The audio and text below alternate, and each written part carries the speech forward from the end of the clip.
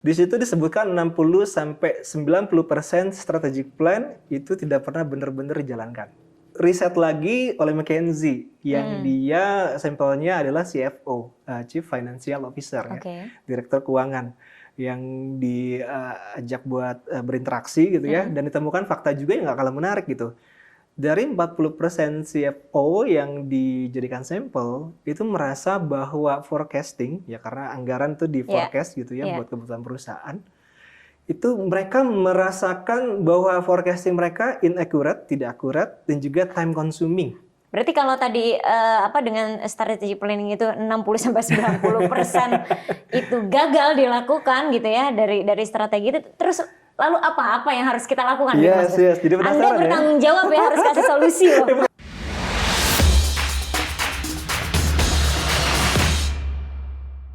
Oke, halo Mas Gos. Halo Kak Sally. Apa kabar? Alhamdulillah sehat baik. Alhamdulillah. Oh, main lagi nih akhir tahun ya. Spesialis akhir tahun. Ya. Oke, jadi sebelumnya Mas Gos kita pernah bahas innovation behavior ya.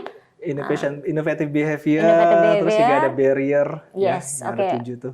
Jadi teman-teman bisa cek ya podcastnya, ada deskripsi atau klik link di atas itu ya. Yes. Oke, sekarang kita bahas yang lain lagi nih Mas Gos, kan akhir tahun ya. Yes. Menjelang awal tahun biasanya kita sibuk banget nih kan, ngatur planning lah ya gitu ya. Dan biasanya New Year kita bersiap untuk menangkap new opportunity. Yes. Ya, makanya kita sibuk banget ya biasanya di kuartal 4 ini. Nah, yang jadi pertanyaan, gimana cara biar kita bisa siap nih Mas Gos menangkap opportunity yang yang datang di awal tahun depan. Oke, makasih Kak Sel. Ini bahasan yang menarik ya. Sebenarnya kalau ngelihat Desember identik dengan meeting, identik dengan kejar target bagi yang belum dicambukin terus ya. Ayo gas, gitu ya, masih ada waktu. Argonya masih jalan gitu ya.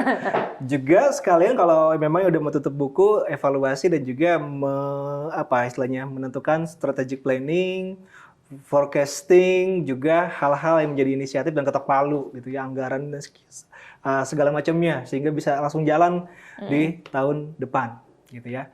Dan itu menjadi hal yang rutin buat kita gitu ya. Bisa jadi kita leader atau tim member gitu ya, semuanya sibuk gitu ya. Saya punya cerita yang menarik, beberapa waktu lalu ketemu klien gitu. Kita ada program, ya Pak, kita ada RKP, kita nyiapin bahan dulu ya segala macam. Bahannya aja nyiapin seminggu. Meetingnya 3 hari gitu ya, buat setahun. Memang buat urusan yang panjang. Dan itu kan serius banget, memerlukan effort, waktu, dan tenaga yang nggak sedikit gitu ya. Dan itu rutin, tiap akhir tahun, tiap Desember kita jalankan. Gitu. Pertanyaannya tadi ya, apakah kita sudah siap gitu ya? Kalaupun memang itu udah kita lakukan bersama dengan jajaran di atas kita, apakah kita sudah siap? Ya kayaknya sih semuanya baik-baik aja ya. Tetapi kayaknya gitu ya. Walaupun kadang-kadang masih ada yang mengganjal di hati gitu ya. Bener nggak ya siap? Ya karena memang nggak semua hal bisa kita persiapkan, kita pastikan gitu ya. Dan di bahasan kali ini saya ketemu artikel yang menarik di Forbes ya. Nanti saya izin akan cantumkan di deskripsi gitu ya. Artikelnya sebenarnya judulnya biasa gitu ya, New Year's Reflective to New Innovation gitu ya. Oke. Tahun baru menjadi momen refleksi buat inovasi. Biasanya kita reflektif ya, ada juga sih yang dilakukan gitu ya. Tapi kalau dibayangkan dengan rutinitas yang tadi, sangat mungkin kita baru sadar, iya ya kayaknya planning aja tuh udah ngambil waktu banyak. Nyiapin meetingnya seminggu, meetingnya 3 hari, ada revisi dan sebagainya. Habis waktu, ternyata Desember udah mau habis, 1 Januari libur, 2 Januari langsung gaspol. Ya. Targetnya, argonya udah jalan, dan kita tanpa sadar sudah masuk ke badai kesibukan tahun berikutnya. Tahun ini begitu, tahun kemarin begitu, jangan-jangan nggak sadar udah Desember lagi. Ya, itu kayak menjadi sebuah kutukan gitu ya bagi sebagian orang kalau dalam artikel itu, yang itu tahun berjalan, planning berjalan, jedanya sebentar, hanya seperti menunggu badai lagi untuk dimasuki dan akhirnya larut di dalamnya. Gitu, Kak Sally. Oke. Jadi Jadi gimana teman-teman? Iya nggak sih? jadi gimana Mas Gus? Kita mungkin ada di sini Bapak Ibu leader gitu ya yang menonton. Gimana tuh? Kita sebagai leader what should we do gitu? Yes, nah khususnya kita ya sebagai leader yang punya peran lebih gitu ya, diamanahkan mengelola tim, juga mencapai kinerja tertentu dari tim kita, maka peran kita jadi sangat besar nih. Sebenarnya peralihan antara Desember ke Januari itu kan krusial banget gitu ya. Selain hal-hal strategik level atas yang udah ditetapkan oleh BOD, BOD-2 gitu, -1, dan akhirnya turun ke kita di working level, itu menjadi hal yang formal yang buat kita kejar ke tahun ke depan gitu ya. Tetapi sebenarnya itu adalah opportunity yang besar gitu ya, kalau kita mau meluangkan waktu untuk sadar gitu ya, memperhatikan. Kenapa? Karena hal yang menarik dibahas di jurnalis di Forbes itu adalah gini. Banyak perusahaan itu ketika memandang masa depan ya, lalu mencari hal-hal baru termasuk inovasi, itu terpaku pandangannya ke horizon yang panjang gitu ya. Tetapi mereka itu lupa untuk istilahnya memberikan deliberate pause gitu ya, melakukan deliberate pause, pause yang disengaja untuk benar-benar dapat pencerahan, dapat sudut pandang baru sehingga hal yang inovatif bisa hadir. Tidak hanya untuk inovatif sebenarnya, untuk menjawab hal-hal yang belum terjawab dari strategic planning kita gitu. Nah, emang kenapa planningnya? Emang ada yang salah gitu ya? Nah, saya juga mikirnya gitu tadinya. Emang planning kan emang udah biasa untuk mengantisipasi banyak hal gitu kan, mulai dari level atas sampai level bawah. Yang menarik adalah di artikel ini dikutip risetnya dari Harvard Business Review gitu ya. Dan di situ punya fakta yang saya sebenarnya agak penasaran, itu beneran nggak sih gitu ya. Di situ disebutkan 60-90% strategic plan itu tidak pernah benar-benar dijalankan. Yes. Wow. Gede angkanya ya. 60-90%. 90% itu major angkanya gitu ya. Padahal buat planning aja tadi ya, timnya nyediain waktu buat nyiapin bahan meeting, data dan sebagainya bisa 3 hari, seminggu, meetingnya bisa, revisi dan sebagainya. Kok bisa-bisanya udah meeting susah-susah dijalanin di akhir periode diukur hanya 40% gitu ya, atau bahkan 10% aja yang kejalankan, sisanya nggak dijalanin. Itu kan benar-benar mengagetkan gitu ya, mengejutkan. Berarti apa? Nggak usah buat planning apa gitu ya? Nggak usah planning aja ya, bubar aja apa gitu ya. Tapi kan tentu nggak gitu ya. Tapi planning tetap harus ada gitu ya. Tentu itu kan suatu hal yang udah melekat dan menjadikan bisnis ini besar. Biar terarah lah ya, karena dengan planning itu bisa. Cuma jadi menarik gitu ya, angka tersebut yang dikutip oleh Harvard Business Review gitu ya. Yang kedua adalah gini, yang riset lagi oleh McKinsey, yang dia sampelnya adalah CFO, Chief Financial Officer ya, Direktur Keuangan, yang diajak buat berinteraksi gitu ya, dan ditemukan fakta juga yang nggak kalah menarik gitu. Dari 40% CFO yang dijadikan sampel, itu merasa bahwa forecasting, ya karena anggaran itu di forecast gitu ya, buat kebutuhan perusahaan, itu mereka merasakan bahwa forecasting mereka inaccurate, tidak akurat, dan juga time consuming. Udah capek-capek forecasting. Tapi berapa persen tuh? Berapa persen? 40%. 40%. Ya, hanya 60% yang merasa oke gitu ya. Jadi hampir setengahnya. Jadi, ada apa sih dengan forecasting? Ada apa dengan planning? Ya, itu hal yang bertahun-tahun kita jalankan untuk membuat bisnisnya bertumbuh, berjalan dengan baik, punya standar gitu ya, dan bisa dikelola dengan baik gitu. Tetapi kalau menurut saya ya, setelah baca fakta itu tidak lagi cukup gitu ya. Jangan-jangan ada loophole, ada gap, ada celah, ada hal yang belum tersentuh yang itu sebenarnya juga kalau nggak diurusin akan mempengaruhi jangan-jangan angka tadi gitu ya. Strategic plan yang udah capek-capek, udah keren-keren di meetingin, ujung-ujungnya nggak dijalanin juga. Jangan-jangan ada sesuatu di working level di tim kita. Gitu. Jadi. Berarti kalau tadi dengan strategic planning itu 60-90% itu gagal dilakukan gitu ya dari strategi itu, terus lalu apa yang harus kita lakukan? Yes. Jadi penasaran. Anda bertanggung jawab ya, harus kasih solusi loh. Bukan saya yang riset ini. Ini penasaran kalau di Indonesia gimana ya? Sayangnya nggak tahu. Harvard dan juga McKinsey jangan punya data sendiri gitu ya. Nanti kita cari publikasinya. Penasaran juga di Indonesia itu berapa gitu ya. ketika kita udah tahu nih bos-bos kita udah yang capek-capek meeting juga kita diajak di situ, akhirnya nggak sesuai juga, nggak tercapai semuanya. Memang banyak faktor ya, tapi sangat mungkin faktornya juga ada di tim. Maka di artikel tersebut dia punya subtitle lagi setelahnya Better Today Beats Hypothetical Tomorrow gitu ya. Di situ memang versus agak ekstrim memang. Walaupun saya nggak sependapat betul, tapi angle-nya menarik buat kita bahas, jadikan insight gitu ya. Tapi teman-teman tolong jangan dikutip yang itunya aja ya. Harus ditonton sampai habis ya. Yes. Kalau kayak gitu seolah-olah ya udah deh urusin hari ini aja, jangan ngurusin yang panjang-panjang, toh juga nggak bakal kejadian gitu kan. Seolah-olah jadi negasi gitu ya. Nah, kalau saya lebih milihnya jangan-jangan planning ya, strategik, forecasting, projection yang udah dilakukan kita capek-capek itu memang hal yang memang urgent, penting gitu ya. Tapi itu jangan-jangan nggak cukup gitu ya. Bukan hanya itu, jadi harus ada tindak lanjutnya gitu ya. Ada lubang, yang lainnya ruang yang lain yang itu kita perlu selami ya, yang itu jangan-jangan dekat dengan tim kita sendiri gitu, yang sangat mungkin berpengaruh, berkontribusi terhadap akhirnya terwujudnya strategic planning forecasting tadi atau tidak. Gitu. Okay. Nah, maka yang dibahas di situ juga adalah ya, yang saya bisa bagikan di sini, ketika perusahaan itu beralih dari akhir periode tahun bisnis tertentu, misalnya kayak kita sekarang Desember mau shifting ke Januari setengah bulan lagi, gitu ya, maka penting untuk melakukan deliberate pause tadi, gitu ya, dan mereka nyebutnya itu dengan focusing shaping better today, ya, dengan fokus membentuk hari sekarang ya, hari ini yang lebih baik gitu.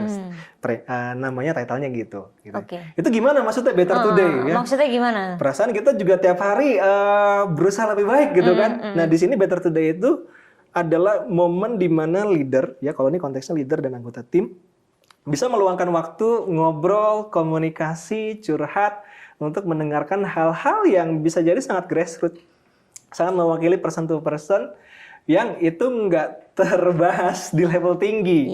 Tapi kalau dilihat-lihat akan mempengaruhi juga, gitu ya. Sangat mungkin ada kekhawatiran, ada ketakutan, ada aspirasi yang si anggota tim ini punya terkait dengan apa yang sudah dijalani selama tahun berjalan, gitu ya, peran dia, hasil kerjanya dan sebagainya, ekosistemnya dan sebagainya, gitu. Maka penting seorang leader untuk kasih ruang, ajak ngobrol, anggota timnya bisa bersuara, dan yang paling penting bisa bersuara dengan jujur dan merasa aman, ya, memiliki psychological safety.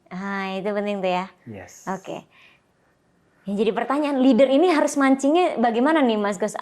Pertanyaan apa yang harus diberikan kepada timnya ya? Yes, sebelum saya jawab situ, mungkin ini untuk khusus para leader yang kalau memang berkesempatan ya melihat video ini juga, menyimak diskusi kita sama-sama, memang nggak selalu mudah sebenarnya ngajak orang ngobrol, dan betul. Tidak di semua organisasi punya kultur yang membolehkan orang cerita ngobrol dengan jujur, gitu ya, tanpa batasan, ya, apa adanya, dan memang kalau belum ada ya bukan berarti kita nggak bisa mulai kan, gitu ya, kita mulai dengan di lingkup yang paling kecil yang bisa kita kendalikan. Soalnya kadang kalau udah dikasih kesempatan untuk ngobrol gitu, keluhannya apa sama bosnya gitu ya, kadang suka agak ngelunjak Mas Gus. Ngelunjak ya, dikasih rumah. Agak marah-marah, iya bapak sih. Jadi gimana tuh Mas Gus biar tidak terjadi ini nih, kan atasan dan juga tim itu kan gapnya juga kadang beda-beda nih, ada yang atasannya milenial, terus timnya itu Gen Z, kan itu aja udah beda tuh Mas Gus. Iya, sebenarnya bisa dibatasi, kita menggali istilahnya apa ya, pain dan gain, terkait memang spesifik peran mereka jalankan di organisasi dulu, gitu ya. Bisa jadi mereka punya pain atau rasa sakit, rasa nggak enak yang belum terjawab, yang itu terkait dengan proses kerja yang mereka jalanin, gitu ya. Terkait dengan hasil yang memang mereka ingin capai, dan itu terpengaruh juga dengan proses yang lain yang itu belum bisa diatasin.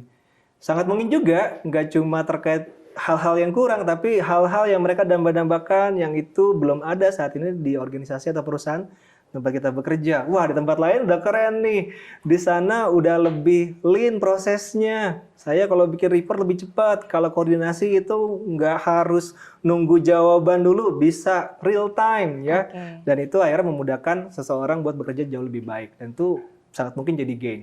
Gitu ya. Pain, gain Gain-nya terkait peran yang dijalankan bisa jadi beda-beda. Maka itu akan menjadi penting buat digali. Gitu, Itu ya. galinya per individu atau langsung grup per tim gitu? Ya, memang di situ nggak dibahas khusus, tapi kalau saya ngebayangin, kalau audiens kita di sini macam-macam nih, bidangnya, industrinya, ya nanti menyesuaikan dengan lingkup tim yang paling direct dipimpin, gitu ya. Kalau timnya, anggota timnya, divisinya terkait dengan customer akhir, jangan-jangan banyak juga pain dan gain yang terkait dengan pekerjaan, tapi juga pain dan gain selain itu yang terkait dengan customer akhir.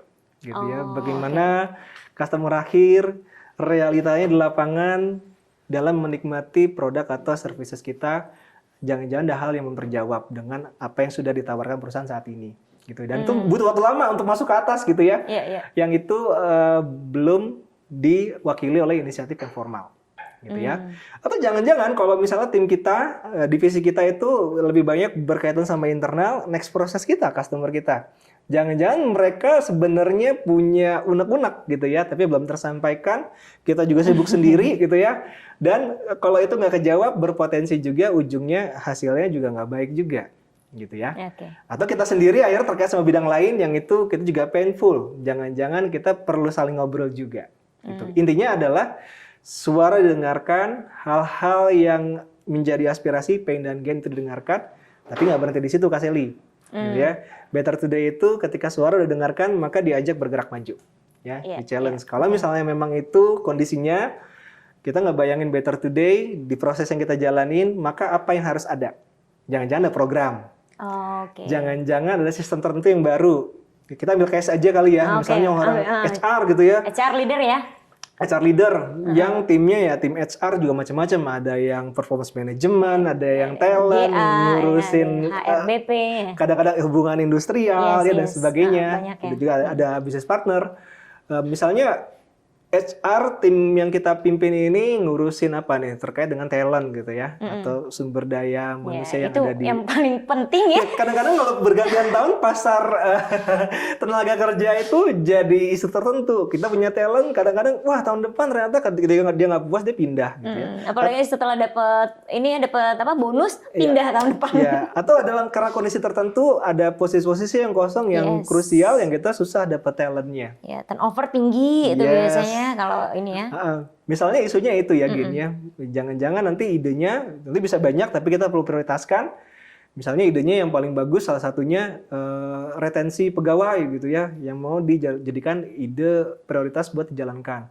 Maka kalau di Better Today versi yang dibahas di Forbes ini adalah ketika sebuah ide kita perlu sandingkan dengan pertanyaan berikutnya, gitu ya.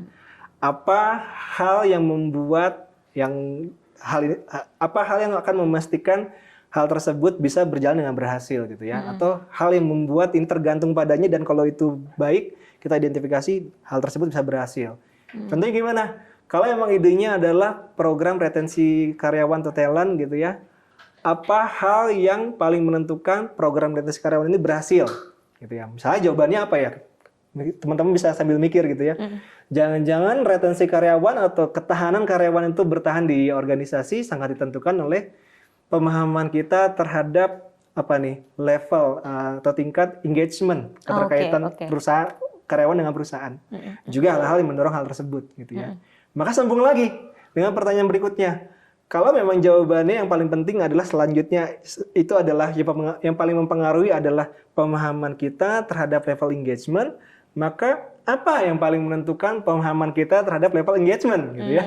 Selanjutnya jangan-jangan cara interaksi, cara bisa mengambil data yang kita lakukan selama ini itu menjadi menentukan. Nah, lanjut lagi, kalau memang yang paling menentukan adalah cara kita berinteraksi, mengambil data, memvalidasi data, itu paling menentukan, apa yang paling menentukan itu berhasil. Begitu terus sampai 7 kali. Nah, ini kalau versi Better Today yang dibahas di Forbes gitu ya. Menarik juga sih, jadinya kayak punya sambungan, hal-hal yang saling berkaitan. Jangan-jangan kalau itu kita konsiderasi, kita persiapkan, kemungkinan berhasil dari ide yang pertama itu adalah yang jadi lebih besar gitu ya. Sebenarnya kalau di CIA sendiri kan ketika sudah ada ide, maka ada metode yang bisa kita lakukan gitu ya, kayak benchmark, kayak Crazy 8, lalu juga solution sketch, lalu juga memilih di antara yang terbaik mana ide yang paling baik, paling kuat menjawab peluang yang pengen disasar gitu ya. Nah, kalau di versi Forbes ya tadi 7 layer pertanyaan, sehingga kita punya 7 layer informasi yang menentukan keberhasilan dari ide yang dipilih. Dari 7 itu baru kita prioritaskan ya. Yes. Nah, kalau sudah diprioritaskan kemudian kan dijalankan ya idenya tadi gitu ya. Nah, kalau sudah dijalankan, nah gimana tuh Mas Gus? Untuk kita bisa perlu ada tolak ukur kah? Karena kan kita harus ngukur dong, ini program yang kita jalankan ini berhasil atau tidak nih, ya kan? Kembali ke program retensi misalnya yang tadi ya. Nah, ini contohnya mungkin generik, bisa jadi di tempatnya Bapak, Ibu, para leader semuanya udah lebih spesifik gitu ya. Kalau yang dipilih adalah program retensi, maka kita tentukan metrik yang paling relevan, yang paling paling mengena, paling esensi, dan juga bisa terukur gitu ya. Jangan-jangan set perilaku tertentu yang sangat mewakili program retensi gitu ya. Jangan-jangan kehadiran, jangan-jangan keikutsertaan dalam proyek dengan jumlah tertentu itu menjadi tolak ukur. Gitu ya. Atau jangan-jangan ya memang hasil kerja konkret spesifik tertentu. Gitu ya. Keberhasilan program yang ujungnya misalnya sales yang benar-benar memang berasal dari program tersebut. Gitu ya. Kadang-kadang kan ada, wah kita berhasil nih, emang itu dari program yang kamu jalankan? Nggak juga gitu ya, makanya jadi misleading. Gitu jadi, ya. Tetap harus ada tolak ukurnya. Yes, dan tentu saja kalau ada nanya, itu gimana memastikan berhasil? Ya kalau memastikan berhasil sih, ini namanya inovasi, belum tentu berhasil gitu ya. Karena harus jalanin dulu. Kalau berhasil namanya best practice. Gitu ya Bapak Ibu. Namanya inovasi. Nah, tapi yang jadi perlu dipertimbangkan juga para leader, jangan-jangan ketika udah mulai jalan, Januari jalan, inisiasi tadi ya, program retensi udah jalan, maka perlu dilihat di time frame tertentu, ini apakah sudah on track atau tidak gitu ya. Jangan-jangan memang akhirnya melenceng nih, nggak berjalan dengan ideal. Ada program tapi nggak bisa dijalanin karena banyak tugas bos gitu ya, nggak jalan gitu ya. Jangan-jangan akhirnya kita perlu ngasih jeda gitu ya, kesempatan buat rating gitu ya, buat memikirkan kembali proses yang udah dijalanin. Jangan-jangan metriknya diganti gitu ya, jangan-jangan inisiatif-inisiatif kecilnya diganti gitu ya, sehingga bisa tetap sesuai dengan kondisi pekerjaan yang kita jalanin. Berarti anggota tim kita tetap harus ada tolak ukurnya, ada metriknya, tapi juga ada waktunya gitu kali ya Mas Gus ya. Jadi kayak tadi, program ini metriknya ini ya, kemudian nanti kita batasi 6 bulan gitu ya. Jadi setelah 6 bulan nggak ada hasil gitu, hasilnya kurang memuaskan, baru mungkin kayaknya kita apa metrik yang diubah kah, atau mungkin program yang diubah gitu ya Mas Gus ya maksudnya? Ya bisa jadi detail programnya diubah gitu ya, karena memang nggak cocok sama kondisi di lapangan gitu ya, bukan karena programnya nggak berhasil, tapi memang nggak bisa dijalankan saja. Yang kedua tadi bagus tuh Kak Selly nyebutin 6 bulan tadi ya. Jadi memang program itu nggak terlalu panjang juga supaya bisa lebih terukur dengan cepat gitu ya, dan skalanya pas gitu. Memang kalau kita di CIAS rata-rata program itu bisa 4 bulan ya, maksimal 6 bulan, yang itu dianggap mewakili inovasi, hal yang baru yang bisa berimpact gitu ya, udah bisa mewakili proses. Dan satu lagi yang tidak kalah penting adalah leader harus memberikan ruang buat tim melakukan pivot gitu ya. Kalau emang belum berhasil jangan dimarahin gitu ya. Ya udah berhenti aja inisiatifnya. Waduh. Udah gitu. Rugi nih kita. Ini udah dikasih waktu lebih, udah diajak meeting malah tambah repot gitu ya. Maka diberikan kesempatan. Gitu. Pivot itu buat tadi pivot, ya. mulai lagi. Dan kalau kita di CIAS, berhasil atau tidak berhasil sebuah inisiatif inovasi, maka akan selalu ada learning. Kalau berhasil ada learning, kalau gagal maka juga ada learning. Dan memang untuk evaluasi nggak mesti nunggu. Misalnya tadi 6 bulan ya, program 6 bulan. Nggak mesti nunggu 6 bulan ya Mas Gus baru dievaluasi gitu ya. Bahkan kalau perlu setiap bulan kita evaluasi gitu ya. Gimana nih, udah kelihatan belum hasilnya gitu ya Mas Gus ya? Yes, ini kalau spiritnya adalah mengukur, CIAS sebenarnya memang nggak dibahas di artikel, tapi kalau di CIAS dipraktekkan dalam services ke korporasi. Kita bisa menggunakan agile development gitu ya, di mana ada interaksi yang rapat dalam sprint, bisa 2 minggu, bisa 1 minggu, yang itu langsung ketahuan value-nya. bisa diafirmasi. Kalau Iya. misalnya melenceng langsung dibenerin dan nggak nunggu 6 bulan, bahkan seminggu udah bisa ketahuan dikoreksi. Oke, ya kalau di Ejal kan memang iterasi terus ya, Yes. iterasi terus. Tapi kemarin ngobrol sama dokter Irma, Ejal bikin burnout gara-gara iterasi. Kalau Ejalnya salah, kalau penggunaan metode Ejalnya salah gitu. Teman-teman kalau mau ngelihat metode Ejal yang yang kalau kita di CS kita menggunakan metode Ejalnya mungkin lebih agak sedikit beda kali ya Mas Gus ya. Silakan dilihat di podcastnya Dr. Irma atau Mas Taufik gitu ya. Ya, memang agile yang memang sesuai dengan kondisi korporasi di Indonesia gitu ya. Memang khas banget sih Kak Sally. Seingat saya ya, pengalaman pernah mendampingi tim CIAS juga dalam program ke korporasi. Memang hampir nggak pernah benar-benar ada orang yang dedicated full untuk menjalankan hanya program inovasi saja. Pasti juga menjalankan BAU pekerjaan. juga ya. Gitu. Oke, sip.